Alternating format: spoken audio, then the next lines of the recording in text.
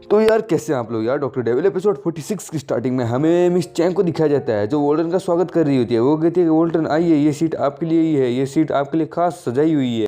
और फिर वो अपनी सेक्रेटरी से कहती है कि जाओ जाके जल्द से जल्द सर के लिए टी और कुछ कपकेक्स लेके आओ। और वो जाने लगती है। पर वो जाते समय अपने मन में कहती है कि क्या हुआ यार, आज मैम को हुआ क्या है, बॉस को हुआ क्या है, मिस चैंग को हुआ क्या है कि आज ये इस बंदे से इतनी ज़्यादा लगाव क्यों लगा रही है। ये बंदा एक नंबर का लूज़र है। इससे मिस चैंग बहुत ज़्यादा नफरत करती है। इस बंदे ने अपना क्या जादू किया है मिस चैंग के ऊपर जिसके कारण मिस चैंग इससे प्यार करने लगी है। मुझे पता लगाना होगा। फिर मिस चैंग वोल्टन से कहती है कि वोल्टन वैसे ये जो तुम्हारे पीछे जो लड़की खड़ी है ये है कौन, क्या ये तुम्हारी नई फ्रेंड है, तुम्हारी बहन है या तुम्हारी गर्लफ्रेंड है। मुझे पता है ये तुम्हारी बहन तो नहीं है। फिर वोल्टन कहता है कि छोड़ो उसे, उस पर ध्यान देने की जरूरत नहीं है। मैं जो काम से आया हूँ उस काम पे ध्यान देते हैं। फिर वोल्टन कहते हैं कि यार हाँ, मैं बस यहाँ ज़्यादा कुछ नहीं, मैं तो बस अपने थोड़े से यहाँ काम के लिए आया हूँ। मुझे कंपनी के सेटअप के बारे में बात करने आया हूँ। मुझे वैसे ज़्यादा कुछ तो नहीं पता, पर लेकिन तुम इस कंपनी के अब नई मालकिन हो, इसलिए मैं तुमसे पूछने आया हूँ कंपनी के बारे में। तुमसे कुछ थोड़ी बहुत कंपनी की एडवाइस ले लूँगा। वैसे भी मैं ज़्यादा कुछ नहीं जानता, बस इतना जानता हूँ कि इस कंपनी से हमें एक 30 मिलियन का मुनाफा ज़रूर होने वाला है, इतना मैं कह सकता हूँ। और ये सुनने के बाद मिस चैंग बहुत ज़्यादा हैरान होती है। वो कहती है क्या सच में तुम कंपनी की मदद करना चाहते हो, सच में तुम मेरे साथ मिलकर कंपनी को चलाना चाहते हो, यानी तुम सच में पैसा इन्वेस्ट करना चाहते हो। मुझे यकीन नहीं होता। फिर वोल्टन कहता है कि क्या तुम्हें क्या लगता है, तो मैं ये सब कुछ क्या तुमसे लेने आया हूँ, तुमसे चोरी करने आया हूँ। वोल्टन ये बात एकदम गुस्से में कहता है। उसके बाद मिस चैंग शर्माती हुई कहती है कि नहीं नहीं नहीं नहीं नहीं वोल्टन तुम गलत समझ रहे हो, नहीं नहीं तुम गलत समझ रहे हो, मेरे कहने का ये मतलब नहीं था, नहीं नहीं नहीं। फिर मिस चैंग उसे सलाह देने लगती है वोल्टन को। वो कहती है कि तुम्हें अगर कंपनी स्टार्ट करनी है तो तुम्हें पहले छोटे रूप से ही स्टार्ट करनी चाहिए, और तुम्हें कोई व्यापार सूझा जिसके कारण तुम कंपनी को स्थापना कर सकते हो, तुम्हें कोई बिजनेस का आइडिया है। फिर मिस चैंग अपने मन में कहती है कि मैं देख सकती हूँ इसके पैसे की पावर, मुझे यकीन नहीं होता एक डॉक्टर इतना ज़्यादा पॉपुलर हो सकता है, मैंने कभी सोचा भी नहीं था। उसके बाद वोल्टन कहता है कि सुंदरता की जो फैक्ट्री जो है वो सच में बहुत ज़्यादा आसान है, उससे लड़कियां बहुत ज़्यादा अच्छी तरीके से पैसा कमा सकती है। इसीलिए मैं तुमसे कह रहा हूँ कि प्लीज़ मेरे लिए एक बहुत अच्छी सुंदर लड़की जो मेरे कंपनी में मैनेजर का काम कर सके, तो प्लीज़ तुम उसे ढूंढो, मेरी मदद करो। उसके बाद चैंग कहती है कि हाँ ठीक है, तुम्हारे लिए मैं ये काम ज़रूर करूँगी। मैं अभी अपने लैपटॉप पर चेक करती हूँ कि तुम्हारे लिए कोई ऐसी मैनेजर मिलती है या नहीं, पर मैं कोशिश करूँगी कि तुम्हें मिल जाए। उसके बाद वोल्टन मिस चैंग को थैंक यू कहता है कि थैंक यू चैंग, तुम्हारा बहुत बहुत शुक्रिया, अच्छा हो कि मैं तुम्हारे पास आया सलाह लेने के लिए। फिर वोल्टन अपने मन में कहता है कि ये औरत तो मुझसे बहुत ज़्यादा नफरत करती थी, पर अब आजकल ये मेरी बहुत ज़्यादा मदद करती है। जब से मैंने इसकी जान बचाई है ये मेरे हर काम को बड़े आराम से हैंडल कर लेती है। उसके बाद वोल्टन उठता है, वो कहता है कि चलो शाओमी अब हम चलते हैं, वैसे भी हमने बहुत ज़्यादा बात कर ली। उसके बाद वो जाने के लिए रेडी हो जाती है। शाओमी बस बैठी बैठी देख रही होती है। चैंग कहती है 2 मिनट रुको तो सही, थोड़े चाय पानी तो पी लो, थोड़े से और ज़्यादा मज़ा कर लेते हैं। उसके बाद वोल्टन कुछ नोटिस करता है कि उसका किसी ने कुछ पकड़ लिया है, उसका पकड़ लिया गया है। फिर पता चलता है कि उसका हाथ पकड़ लिया गया है, मिस चैंग ने उसका हाथ पकड़ लिया है। उसके बाद मिस चैंग एकदम क्यूट सा एकदम स्वीट सा फेस बना के कहती है एकदम खतरनाक तरीके से वोल्टन को कहती है कि वोल्टन थोड़ी देर और रुक जाओ, मुझे तुमसे थोड़ी देर और बातें करनी थी, इसलिए प्लीज़ थोड़ी देर और रुक जाओ। तो ये सुनने के बाद वोल्टन बहुत ज़्यादा हैरान होता है। वो अपने मन में कहता है इस लड़की का आखिरकार इरादा क्या है, आखिरकार क्या करना चाहती है मेरे साथ। उसके बाद मिस चैंग अपने नॉर्मल मोड में आ जाती है। वो कहती है नहीं नहीं नहीं वोल्टन तुम गलत समझ रहे हो, नहीं नहीं जो तुम समझ रहे हो ऐसा बिल्कुल भी नहीं, नहीं नहीं मैं वो नहीं नहीं ऐसे तुम गलत समझ रहे हो। वो समझ नहीं आता उसे कुछ वो क्या कहना चाहती है।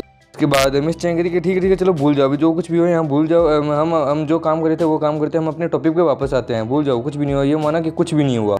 और फिर तभी वहाँ पे एंट्री होती है कबाब में हड्डी की यानी हाउ की। वो आते ही कहता है कि चैंग तुम्हें पता है कल मेरे ग्रैंडपा का बर्थडे है, इसलिए मैं तुम्हें पार्टी में इनवाइट करने के लिए आया हूँ। फिर तभी अचानक से उसका मूड बदल जाता है। वो कहता है वोल्टन ये साला यहाँ क्या कर रहा है। वो कहता है वोल्टन तू साले यहाँ क्या कर रहा है।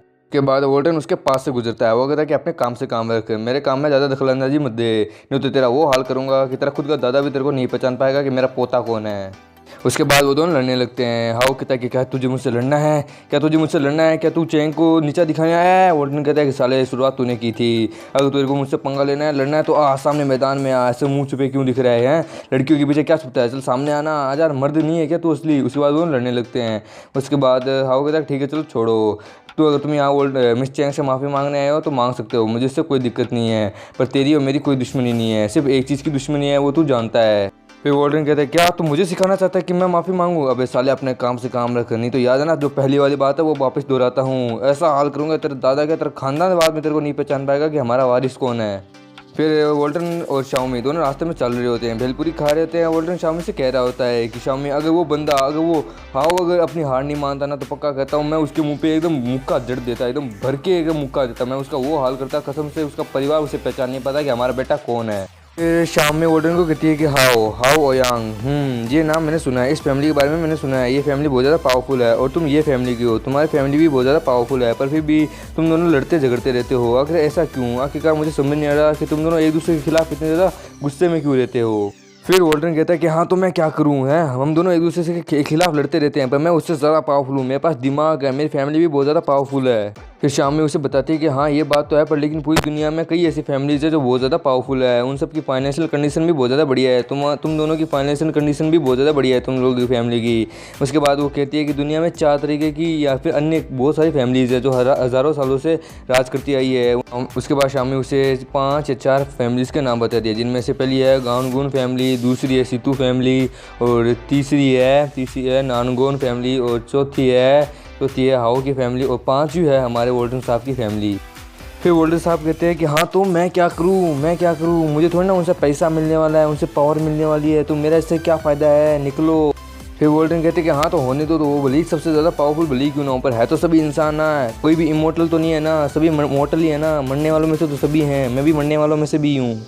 फिर हमें दिखाया जाता है कहीं पे फायर फाइटर्स आए होते हैं, लोग देख रहे होते हैं, कुछ लोग तो वीडियो बना रहे होते हैं, इंस्टाग्राम पे रील्स पोस्ट कर रहे होते हैं, और वहीं रास्ते से वॉल्टन और शाओमी जा रहे होते हैं। वॉल्टन कहता है कि हाँ आखिरकार क्या हो रहा है, मुझे तो कुछ समझ नहीं आ रहा। फिर वो देखता है और हमें इस पिक्चर में एकदम साफ दिख रहा है कि शाम हो रही होती है, ये शाम का समय है। उसके बाद हमें एक बिल्डिंग को दिखाया जाता है और ये बिल्डिंग कहीं जानी पहचानी लग रही है यार, कहीं ये वॉल्टन का घर तो नहीं। उसके बाद वॉल्टन देखता है, वॉल्टन कहता है कि ये घर ये कहीं जाना पहचाना सा है, और उसके पास जो लोग होते हैं वो रील्स बना रहे होते हैं, कुछ वो तो यूट्यूब पे वीडियो पोस्ट कर रहे होते हैं। और फिर वॉल्टन की फटके 64 हो जाती है और उसके फटके हाथ तक में आ जाती है। वो कहता है कि ये 1 मिनट, ये मत कहना, नहीं ये तो मेरा घर है, अरे मेरे घर में आग लग गई। और इसी के साथ एपिसोड यहीं खत्म होता है। तो दोस्तों मिलते हैं अगले किसी नए एपिसोड में, तब तक के लिए बाय बाय।